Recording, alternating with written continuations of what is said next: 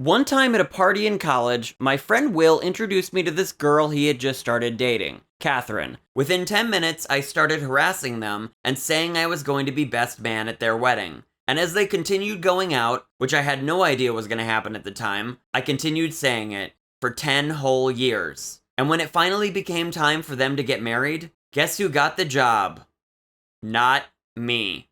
I had been rehearsing my speech for a decade, and they stabbed me in the goddamn back. So I came up with a brilliant plan. I found out they weren't hiring a videographer, so I asked Katherine if I could do it, and she very stupidly said yes. Which means this, right now, is their official wedding video. It's the only one that will ever be made, and I have full editorial control.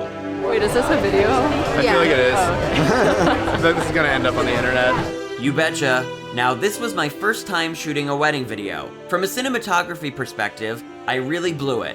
They spent a few $1,000s on this party, and I spent most of my time secretly filming my friend Mike. 90% of the footage is so shaky it's unusable. The rest of it's shot from so far away it looks like they have a restraining order against me, which although seems plausible, I swear is not true.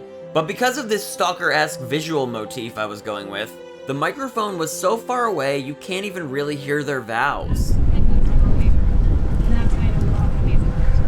And the one moment that you absolutely cannot miss as a videographer, the bride walking down the aisle, I missed it. So yeah, it's not ideal that the only footage of their wedding looks like a video some guy shot of Bigfoot. But let's make the argument I'm not incompetent and was doing this all intentionally. That I was making the stylistic choice for it to be gritty and realistic. Not just another bullshit fluff piece wedding video where everything looks good and everyone seems comfortable. A cinema verite documentary is seen through the lens of a true anti-hero. Think Werner Herzog meets TMZ. Worked out, and I don't know if it's the plan or not, but it's season 0. Fuck you, Alex. What? I'm pretty sure he's recording us. I was actually filming Mike again, thank you very much. Either way, how many fearless documentarians could get the groom at a wedding to say fuck you to them? And make the audience say, are you sure they're friends? Or would pose the question that maybe the supposed happy couple has some communication issues, since Katherine apparently never told Will I was gonna be doing this. But that's what art's all about. It's about making you think about stuff. Maybe there's some kind of symbolism in Will's mom being obscured by this picture frame.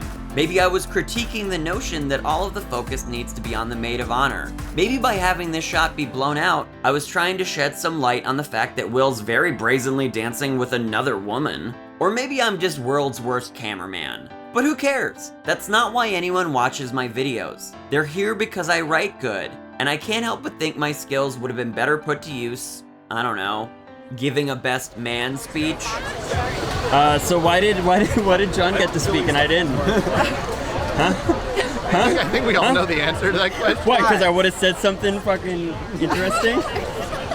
Apparently I'm unhinged or something, and because of that, they go with Will's actual best friend over me? No offense, but his speech was dog shit. He gave the audience exactly what they wanted. Will he's just a great guy. I would have gotten up there, talked about my parents' divorce, and then screamed, nothing matters! I guess they were afraid Grandma wouldn't quote-unquote get it, or that I'd make it all about me, which would be ridiculous coming from the people that threw a whole party all about themselves. And I can't help but take it personally, because I'm a writer, and they went out of their way to pick an engineer over me. He didn't even take his shirt off and try to light himself on fire. Boring. Like, how much funnier would my speech have been than John's? The same. The same? Fuck you, Mike. John missed the easy opportunity to make fun of how bald Will is. Not only would I have gone there, I'd probably have told everyone he was a neo-Nazi. So yeah, sure, I'd be afraid to let me speak too. Potentially I could have started a riot. Grandma could have died. But you know what? I've been keeping the running joke about being the best man at this wedding going for over a decade. If you can't commit to the bit, you can't commit to each other. Where I come from, dibs means dibs. And I called shotgun on this wedding. Whatever. I guess major life decisions aren't made on a first come, first served basis. And I probably didn't help my case when I tried to invite random people from Tinder to this thing. It's a little disappointing they didn't think that if I tried really hard, I could be relatively hinged for 3 minutes. But you know what? It doesn't matter. I seized control of their wedding video, which means whether they like it or not, I get to have the last word. So here it is, the speech I've been working on for 10 years.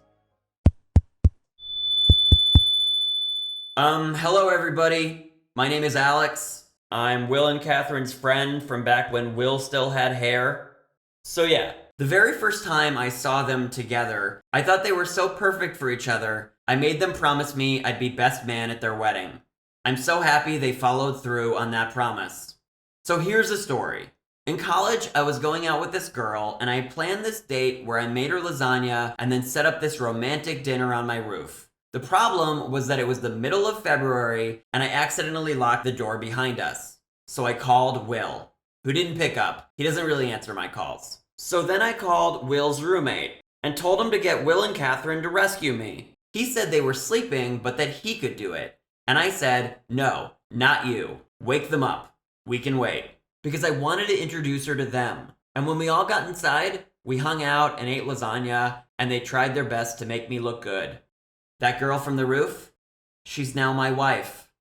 Just kidding. She never talked to me again. But the important part of that story is that I thought so highly of these two people that I refused to let anyone else help us. Because I figured if I waited the extra time for them to get there, that girl would like them so much she'd forget I almost made her freeze to death. And if they woke up faster, it probably would have worked. Because they are so charming and so friendly, they make us all look better by association. Katherine is the single nicest person I've ever met.